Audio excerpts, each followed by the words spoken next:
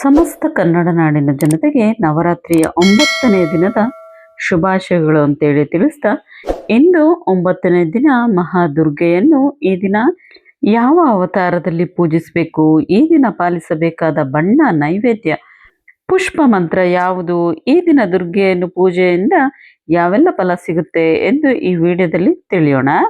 ಈ ದಿನದಂದು ದುರ್ಗಾ ಮಾತೆಯ 9ನೇ ದಿನದ ಅವತಾರವಾದ ಸಿದ್ಧಿದಾತ್ರಿ ದೇವಿಯ ಪೂಜೆಯನ್ನು ಮಾಡಲಾಗುತ್ತೆ.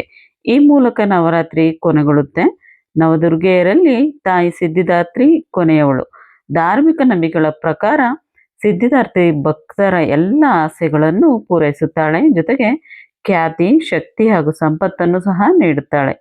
ಧರ್ಮ ಗ್ರಂಥಗಳಲ್ಲಿ ಸಿದ್ಧಿದಾತ್ರಿಯನ್ನು ಯಶಸ್ಸು ಮತ್ತು ಮೋಕ್ಷದ ದೇವತೆ ಎಂದು ಕೂಡ ಪರಿಗಣಿಸಲಾಗುತ್ತೆ. ತಾಯಿ ಸಿದ್ಧಿದಾತ್ರಿಯಲ್ಲಿ ಅನಿಮ, ಮಹಿಮ, ಸಾಧನೆ, ಪ್ರಾಕ್ಯಮ್ಯ, ಗರಿಮ, ಲಕಿಮ, ಇಷಿತ್ವ ಮತ್ತು ವಶಿತ್ವ ಎಂಬ 8 ಸಿದ್ಧಿಗಳಿವೆ.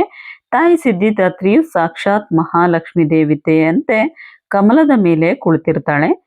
ದೇವಿಯ ರೂಪವನ್ನು ವಿವರಿಸುವುದಾದ್ರೆ ಸಿದ್ಧಿದಾತ್ರಿಗೆ 4 ಕೈಗಳಿವೆ. ತನ್ನ ಕೈಯಲ್ಲಿ ಶಂಖ, ಗದೆ, ಕಮಲದ ಹೂವು ಹಾಗೂ ಚಕ್ರವನ್ನು ಹಿಡಿದಿದ್ದಾಳೆ. ಸಿದ್ಧಿದಾತ್ರಿಯನ್ನು ತಾಯಿ ಸರಸ್ವತಿಯ ರೂಪವೆಂದು ಪರಿಗಣಿಸಲಾಗುತ್ತದೆ. ತಾಯಿ ಸಿದ್ಧಿದಾತ್ರಿ ಈ ಎಲ್ಲ ಸಿದ್ಧಿಗಳನ್ನು ಭಕ್ತರಿಗೆ ಮತ್ತು ಸಾಧಕರಿಗೆ ನೀಡುವ ಸಾಮರ್ಥ್ಯವನ್ನು ಹೊಂದಿದ್ದಾಳೆ.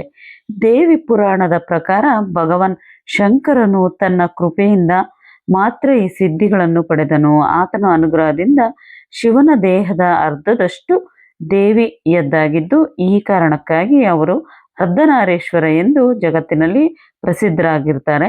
ಸಿದ್ಧಿದಾತ್ರಿ ಮಾತೆಯನ್ನು ತನ್ನ ಭಕ್ತರ ಎಲ್ಲ ಆಸೆಗಳನ್ನು ಪೂರೈಸುತ್ತಾಳೆ ಎಂಬ ನಂಬಿಕೆ ಕೂಡ ಇದೆ.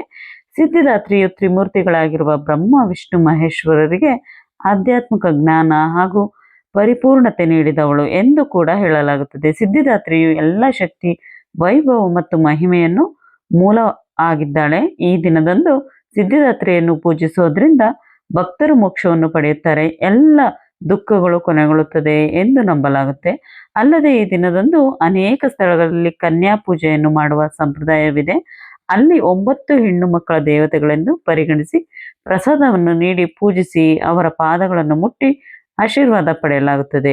ಕೇತು ಗ್ರಹವನ್ನು ನಿಯಂತ್ರಿಸುವ ಸಿದ್ಧಿದಾತ್ರಿ ದೇವಿಯು ತನ್ನ ಭಕ್ತರಿಗೆ ಕೇತು ಗ್ರಹಣ ಎಲ್ಲ ದೋಷಗಳನ್ನು ದೂರ ಮಾಡಿ ಅನುಗ್ರಹ ನೀಡುತ್ತಾಳೆ. ಈ ದಿನ ದುರ್ಗಾ ಮಾತೆಗೆ ಗುಲಾಬಿ ಬಣ್ಣದ ಪಿಂಕ್ ಕಲರ್ ಸೀರೆ ಅಥವಾ ರವಿಕೆ ಕಣವನ್ನು ಅರ್ಪಿಸಬಹುದು.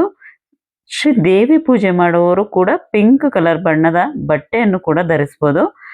ಶ್ರದ್ಧೆಯಿಂದ ಪೂಜೆ ಮಾಡಿ. ಈ ದಿನ ಸಿದ್ಧಿದಾತ್ರಿ ದೇವಿಯನ್ನು ಪೂಜಿಸುವ ಶುಭ ಮುಹೂರ್ತ ಬ್ರಾಹ್ಮಿ ಮುಹೂರ್ತ ಅಂದರೆ 4:33 ಬೆಳಗ್ಗೆ 5:21 ಅಭಿಜಿತ್ ಲಗ್ನದಲ್ಲಿ, 11:45 12:33 ಸಂಜೆ 6:10 7:22 ಈ 3 ಸಮಯದಲ್ಲಿ ದೇವಿಯನ್ನು ಪೂಜೆ ಮಾಡ್ಬೋದು. ದುರ್ಗಾ ಮಾತೆಗೆ ಈ ದಿನ ಕೆಂಪು, ಬಿಳಿ, ಹಳದಿ ಬಣ್ಣದ ಪುಷ್ಪಗಳಿಂದ ಪೂಜೆ ಮಾಡಿ ಹಾಗೂ ಅಲಂಕಾರ ಮಾಡಿ. ದುರ್ಗಾ ಮಾತೆಗೆ ನವರಾತ್ರಿಯ 9ನೇ ದಿನದಂದು ಎಳ್ಳಿನಿಂದ ಮಾಡಿದ ನೈವೇದ್ಯಗಳನ್ನು, ಎಳ್ಳುಂಡೆ, ಹಲ್ವಾ, ಹೀಗೆ ಪಾಯಸವನ್ನು, ಹುಳಿಯನ್ನು, ನಿಂಬೆ, ಚಿತ್ರಾನ್ನವನ್ನು ಅರ್ಪಿಸಬಹುದು.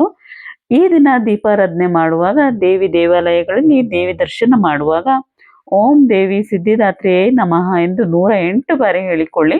ಈ ದಿನ ಸಂಧಿ ಪೂಜೆಯನ್ನು ಮಾಡುವವರು ಮರೆಯದೆ ಸಂಧಿ ಪೂಜೆ ಮಾಡಿ. ಸಿದ್ಧಿದಾತ್ರಿ ದೇವಿಯು ಸಾಕ್ಷಾತ್ ಮಹಾಲಕ್ಷ್ಮಿ ದೇವಿಯ ಸ್ವರೂಪ. ಆದ್ದರಿಂದ ಸಕಲ ಸಿದ್ಧಿಗಳನ್ನು ಅಷ್ಟೇ ಅಲ್ಲದೆ ಹಣ, ಐಶ್ವರ್ಯ, ನೆಮ್ಮದಿಯನ್ನು ಕೂಡ ವರ್ಷ ಪೂರ್ತಿ ಈ ದೇವಿ ರಕ್ಷಿಸುತ್ತಾಳೆ. 9 ದಿನಗಳ ಕಾಲ ನಿನ್ನ ಪೂಜೆ ಮಾಡುವ ಶಕ್ತಿ ನನಗೆ ಕೊಟ್ಟಿದ್ದಕ್ಕೆ ಧನ್ಯವಾದ ಅಮ್ಮ.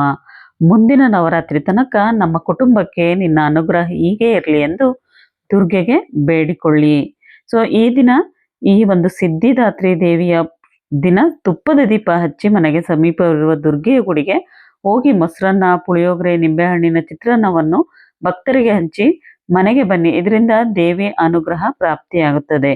ನವರಾತ್ರಿಯ 9ನೇ ದಿನದ ಮಾಹಿತಿ ನಿಮಗೆ ಇಷ್ಟ ಆಗಿದೆ ಅಂತೇಳಿ ಭಾವಿಸ್ತೀನಿ. ಹೀಗೆ ನನ್ನ ಚಾನಲ್ಗೆ ಸಪೋರ್ಟ್ ಮಾಡಿ ಅಂತ ಹೇಳ್ತಾ ಸಬ್ಸ್ಕ್ರೈಬ್ ಮಾಡ್ಕೊಳ್ಳಿ ಫ್ರೆಂಡ್ಸ್. ಮುಂದಿನ ಒಂದು ವಿಶೇಷವಾಗಿರುವಂತಹ ಲಾಗ್ ಒಂದಿಗೆ ಮತ್ತೆ ಸಿಗ್ತೀನಿ. ನಮಸ್ತೆ ಎಲ್ರಿಗೂ.